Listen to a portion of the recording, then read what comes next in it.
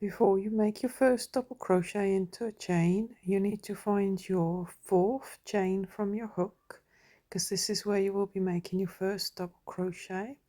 So yarn over, go into your fourth chain, and then yarn around your hook and pull up a loop. Got 3 loops on your hook, yarn around your hook, pull through 2 loops on your hook, and then yarn around your hook and pull through the last 2 loops. From now onwards you will be working into each chain, you're not skipping anymore.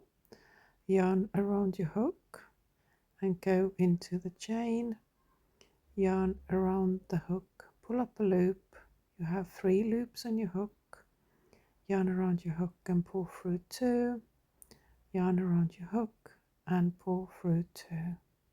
And let's do it one more time. Yarn around your hook, go into your next chain stitch, yarn around your hook again, pull up a loop, you got 3 loops on your hook, yarn around your hook, pull through 2, yarn around your hook and pull through 2.